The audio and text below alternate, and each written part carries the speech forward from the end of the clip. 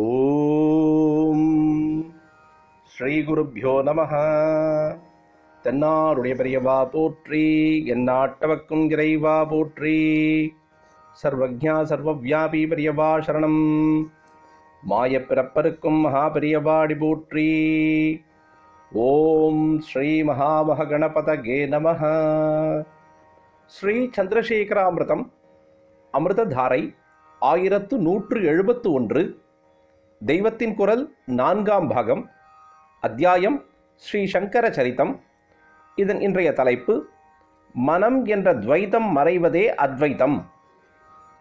அப்படி சிந்தனை என்பதே, அதாவது மனசு என்பதே இல்லாமல் சும்மா இருப்பதற்குத்தான் அத்வைதம் அத்வைதம் என்று பெயர். துவைதமாக, அதாவது இரண்டாவதாக ஒரு விஷயம் இருப்பதாக எப்படி தெரிகிறது? மனசு இருப்பதால் தான் தெரிகிறது. தூக்கத்திலே இன்னொன்று தெரிகிறதா? இல்லை. மனசு கொஞ்சம் அப்போது அடங்கி கிடப்பதால் தான் இரண்டாவது ஆசாமி யாரும் தெரியவில்லை. அதனால் நிம்மதியாக விஷ்ராந்தியாக இருக்கிறது.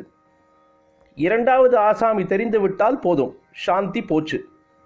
ஒன்று அந்த ஆசாமியிடம் பிரியம் என்று மனசு அடித்துக்கொண்டு எதையாவது செய்ய தோன்றுகிறது. ஆலோசித்து பார்த்தால் அதுவும் உண்மையில் அந்த ஆசாமியிடம் பிரியமில்லை, நம்மிடமே தான் பிரியம்.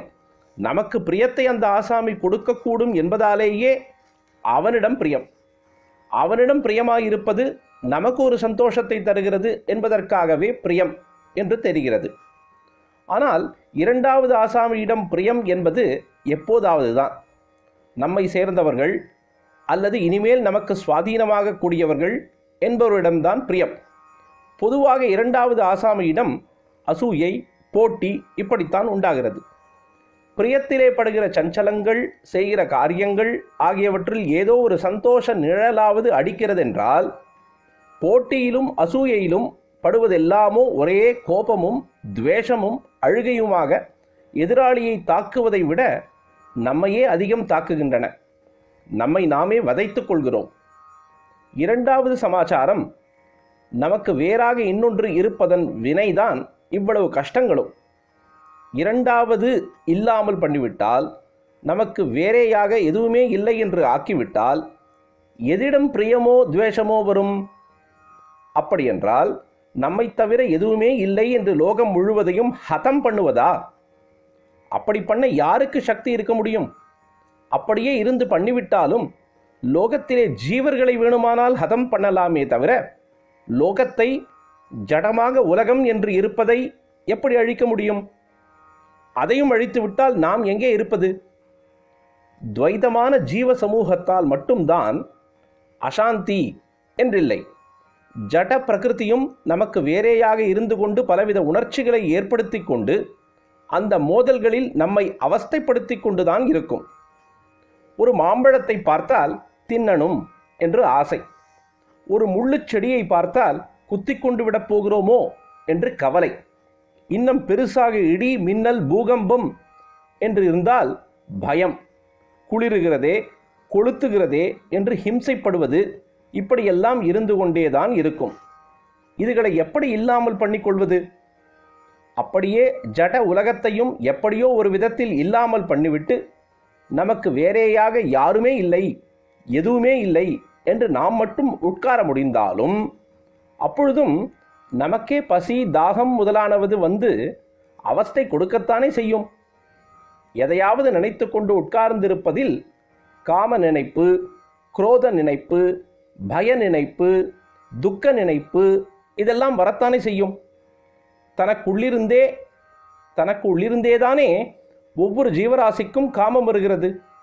வேறே யாரும் எதுவும் இல்லாமல் தனியாக இருந்தாலும் ஒருத்தனுக்கு அப்படி வந்து உபத்திரவப்படுத்தினால் என்ன செய்வது? முட்டாள் மாதிரி இப்படி நினைச்சோமே என்று நம்மிடமே நாம் கோபப்பட்டு கொள்வது, நம்மை பற்றியே அவமானப்பட்டு கொள்வது, இதெல்லாமும் நாம் மட்டும் ஏகாங்கியாக இருந்தாலும் ஏற்படத்தானே செய்யும். அப்படியானால் இன்னொன்று இல்லாமல், அதாவது அத்வைதமாக செய்து கொள்வது என்றால் என்ன, எப்படி? பதிலாக குரலை கனிவுடன் மாற்றிக்கொண்டு ஸ்ரீசரணர் இவ்வாறு தொடர்கிறார். அப்பா, இன்னொன்று இல்லாமல் என்றால், நமக்கு இரண்டாவதாக ஒரு வஸ்து இல்லாமல் என்றால், அந்த இன்னொரு வஸ்து என்பது ஜீவ ஜட லோகத்தில் உள்ள எதையும் குறிப்பதில்லை அப்பா. பின்ன என்ன என்றால் நம்முடைய மனசேதானப்பா அது. ஜீவலோகம் ஜடலோகம் ஆகிய எல்லாவற்றிலிருந்தும் நீ பெறுகிற கஷ்டம், சுகம், பயம், அழுகை, சிரிப்பு ஆகிய எல்லாம் உனக்கு இந்த மனசு என்ற ஒன்று உள்ள வரைக்கும் தானப்பா. உனக்கு மயக்கம் கொடுத்து மனசு வேலையை செய்யாமல் பண்ணி ஆபரேஷன் பண்ணுகிறார்களே, கத்தியை போட்டு உன்னை அப்பொழுது அறுத்தார்களே, ஆனாலும் கொஞ்சமாவது பயம், வலி, அழுகை இருந்ததா? தினமும் நீ தூங்குகிறாயே, மனசின் வேலையில்லாமல் நீ இருக்கிற அப்பொழுதும் உனக்கு வேறேயாக லட்சம் கோடி இரண்டாவது வஸ்துக்கள் ஜீவ ஜட லோகங்களில் இருந்து கொண்டுதானே இருந்தன. ஆனாலும் நீ கொஞ்சமாவது அவற்றால் பாதிக்கப்பட்டாயா அப்பா?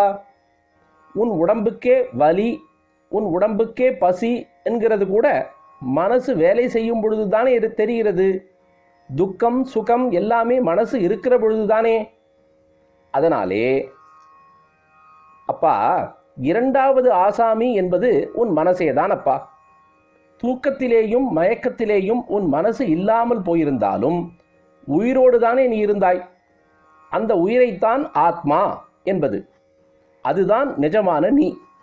அதற்கு இரண்டாவது ஆசாமியாக மனசு என்று ஒன்றை மாயை கொண்டு வந்து விட்டிருக்கிறது. ஞானத்தினாலே அந்த இரண்டாவது ஆசாமியை இல்லாமல் பண்ணிவிடு. அப்பொழுது உனக்கு வேறேயாக இரண்டாவதாக எதுவுமில்லை. அத்வைதம் என்ற அனுபவம் சித்திக்கும். இரண்டாவது இல்லாத பொழுது காரியமில்லை, பேச்சில்லை, சுற்றுவதில்லை, அலைச்சலே இல்லை. அதாவது உபத்திரவத்தை உண்டாக்கும் எதுவுமே இல்லை. மனசு இல்லாததால் எண்ணமே இல்லாமல் போய்விடுகிறது என்பதற்கு அப்புறம் மற்றதை பற்றி சொல்வானேன்? மன மாயை போன அப்புறம் நாலா திசையிலும் போட்டு இழுக்கிற லோகானுபவமே போய்விடும். அதாவது உன்னை பொறுத்த மட்டிலே லோகமே போய்விடும். சம்சாரம் என்பதே போய்விடும். நீ தனியாக உட்கார்ந்திருந்தால் கூட உனக்குள்ளே காம குரோதாதி எண்ணம் எதுவும் தோன்றாமல், இதெல்லாமும் மனசு என்கிறதை வைத்து அதிலிருந்து தோன்றுபவை தானே. மனசே இல்லாததால் இவையும் தோன்றாமல் அப்படியே சாந்த நிலையில் சாஸ்வதமாக இருக்கலாம். நல்லது கெட்டது என்று பல பேர்களை வைத்துக்கொண்டு உன் சாந்தியை குலைக்க வருவதான இரண்டாவது சமாச்சாரம் எதுவும் இல்லாமல் நீ பாட்டுக்கு சௌக்கியமாக இருக்கலாம். அமிர்தம் தொடர்ந்து பொழியும்.